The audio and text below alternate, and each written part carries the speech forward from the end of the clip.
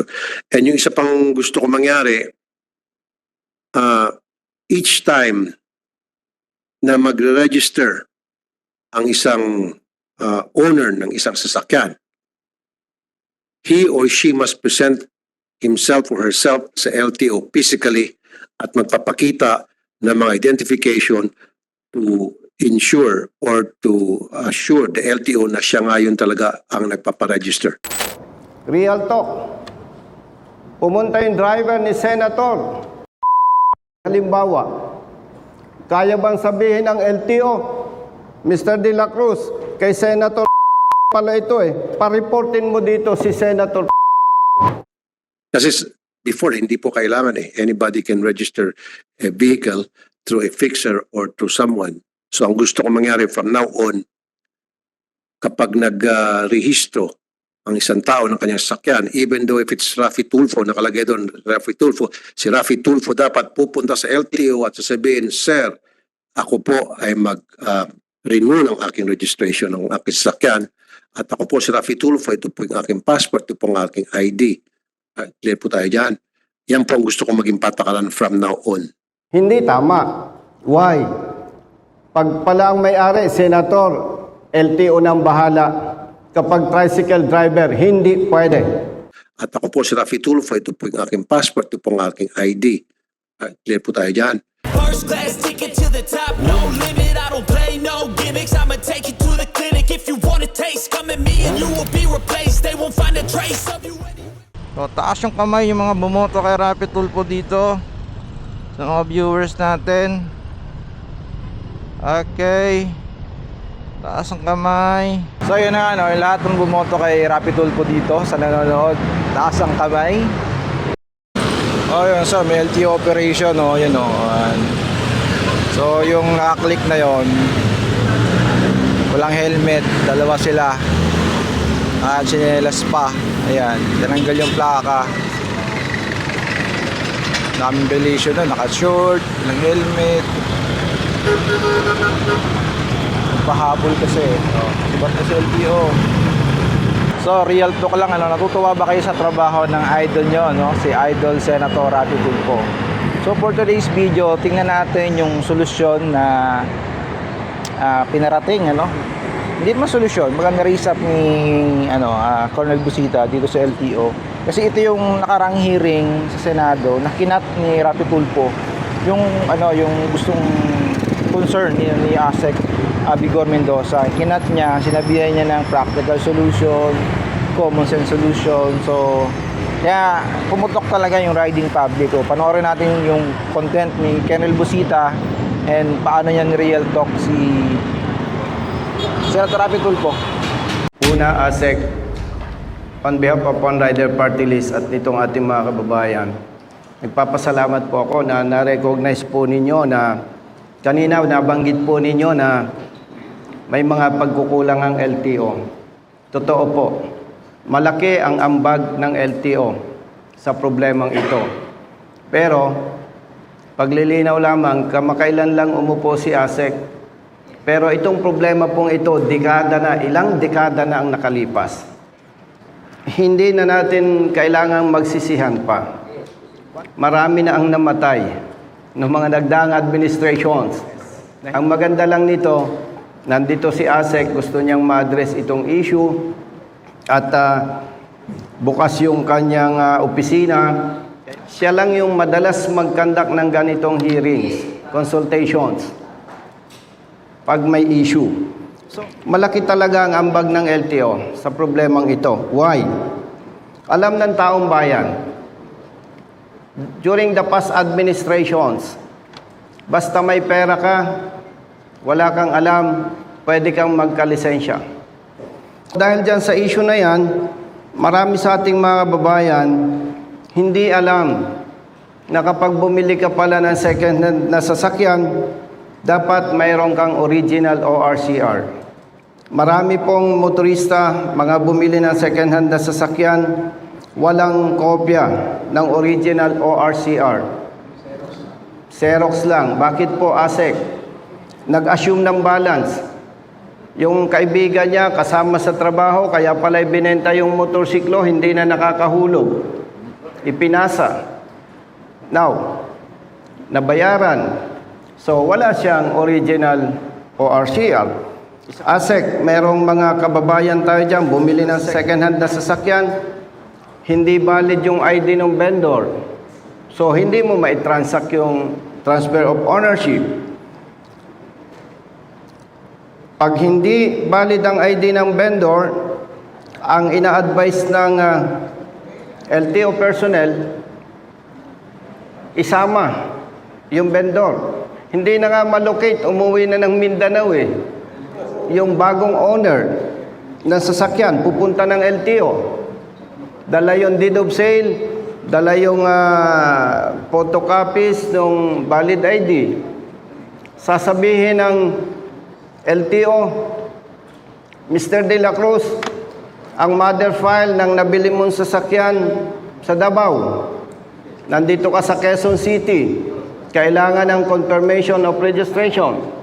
ASEC, inaabot ito ng ilang months. So, yung punto ng confirmation ASEC, with all due respect, hindi yun responsibilidad ng new vehicle owner. Sa ordinaryong manggagawa ASEC, hindi yan a-absent paulit-ulit para mag-follow up ng confirmation. Pagbalik niya, maybe after 1 month, 2 months, lumabas ang confirmation. Sasabihin ng bagong car owner, LTO, ito na po ang documents ko. Pag ni-review, sir, expired ang HPG clearance mo.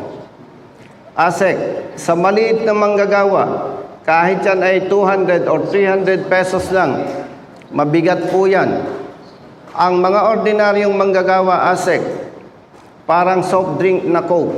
Kung hindi zero, eksakto.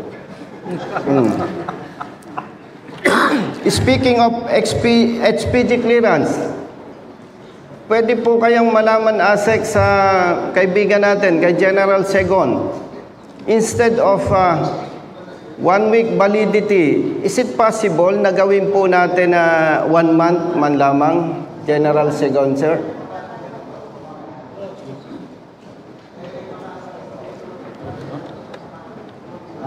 Tungkol sa hearing, may gusto ng busita tungkol sa extension ng validity. Sa ngayon, mag-create ako ng PWG para pakaralan po ng extension. Presasyon, gagawin po natin. Thank you, General Segon, sir. Ano pa yung mga problema na hindi problema ng motorista or car owners? Magta-transfer ng ownership. ASEC, sir. Dadaan sa PMBIC, Private Motor Vehicle Inspection Center. Makikita sa system, hindi uploaded yung kanyang plaka. ASEC, hindi ito problema ng motorista, ng car owner. Sa ordinaryong manggagawa, hindi ganun yung kadali. A-absent siya, pupunta sa LTO, and honestly, ASEC, matagal ng sakit ito. Hindi lamang sa LTO, yung mga suplado, masusungit, masama ang ugali. Yan ay public knowledge yan. So, yung pag-upload ng plate number, ASEC, hindi yun problema dapat ng motorista. Katulad ng confirmation. Yun po, dapat mabigyan ng attention. Ano pa po yung problema? Si Juan pupunta sa LTO, District Office. Kompleto na yung documents. Pag nakita nung processor ng LTO personnel, Mr. De La Cruz, hindi valid yung insurance mo. Sa iba ka kumuha, may insurance kami dyan. So, totoo po yan, ASEC. Dapat yan, kalabas po tayo ng memo na walang ganon. No? Yung ordinaryong manggagawa, ASEC, wala yung kakayahan na magreklamo. Aalis yan, kakamot ng ulo. Kasi 200, 300, 500 pesos, malaking halaga yan, ASEC, sa ordinaryong manggagawa. Ano pa? Kulang yung documents. Nire-require ng LTO. Ipresenta yung may-ari. Patay na ASEC. Ewan ko kung may espiritista pa ngayon. Alam ko, wala na eh. Para kung may espiritista, kukuha ng somebody, tatawagan yung kaluluwa nung namatay, sasapi para mawitnessan. Yes, na talagang siya ay nabenta niya talaga yung sasakyan niya. So, ano pa? May binebenta yung barkada sa kanila dahil hindi naman nakapag-aral, kaperasong papel lang. Okay na. Kailangan ng notaryadong deed of sale. Hindi ka naman makapagpanotaryo kung wala yung both parties, vendor and vendee. Sa Quiapo, pwede. Pwede yan.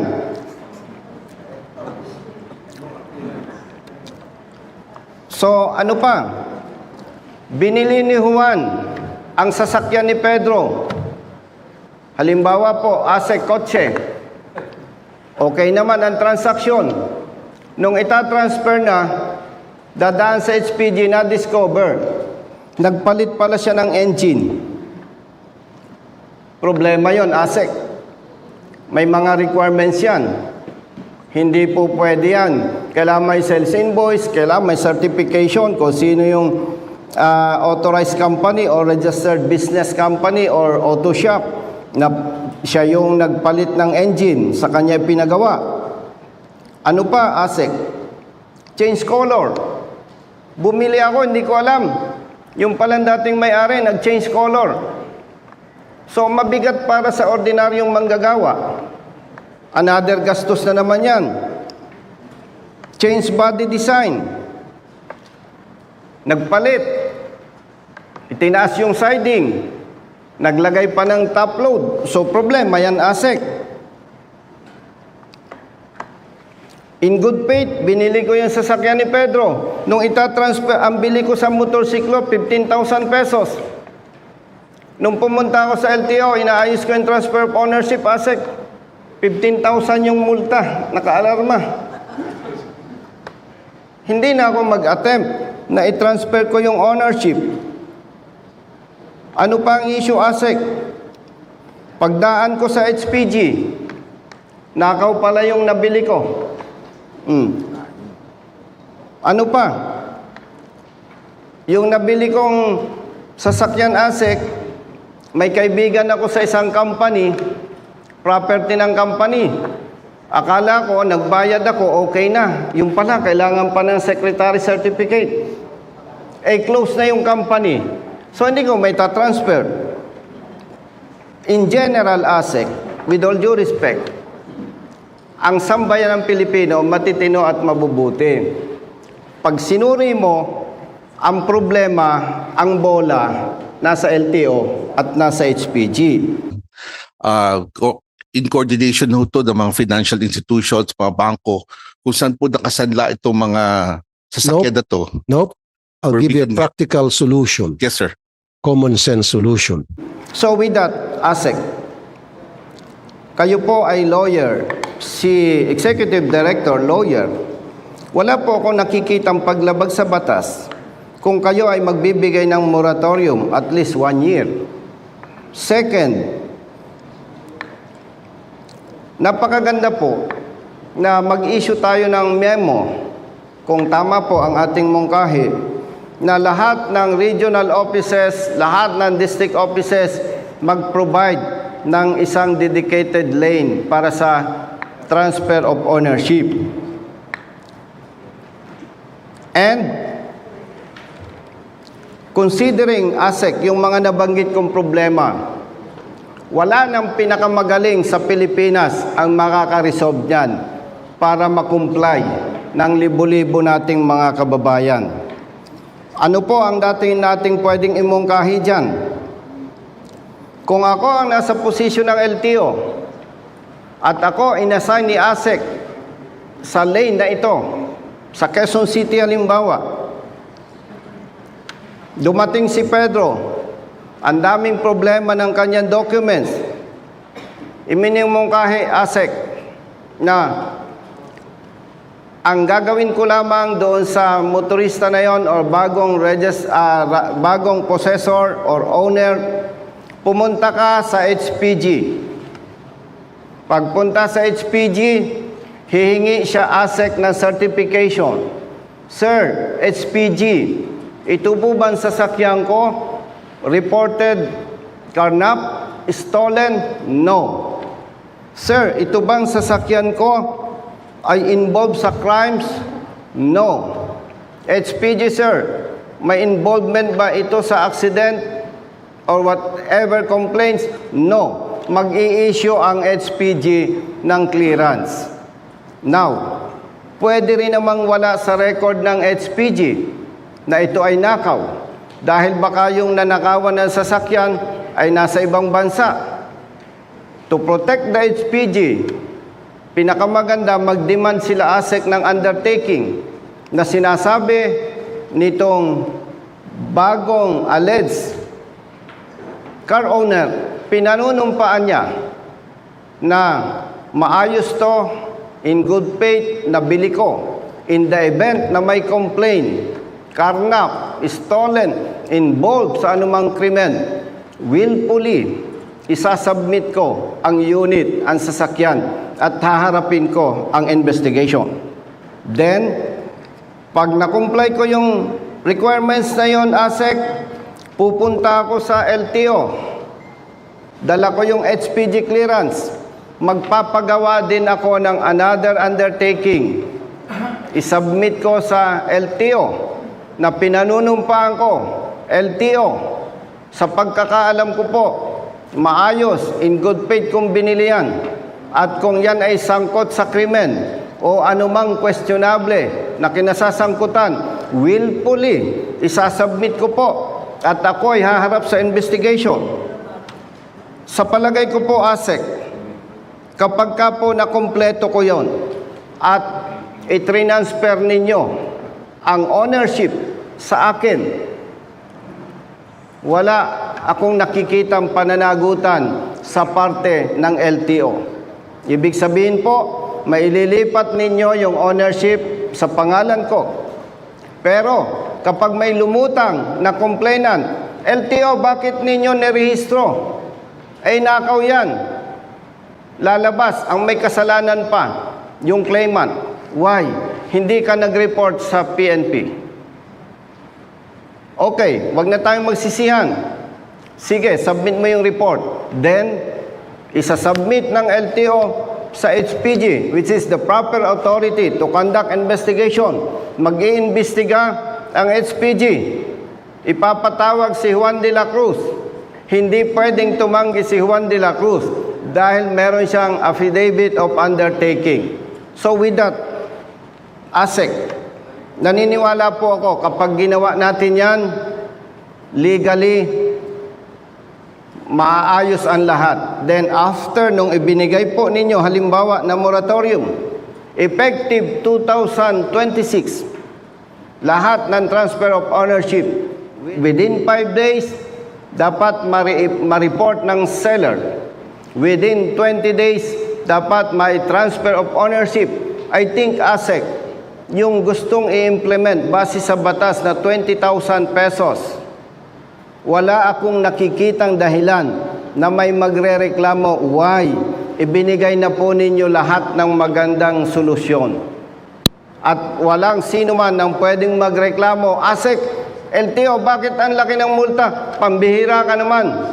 Inayos na namin lahat ng problema at in-announce natin sa taong bayan. Anong dahilan?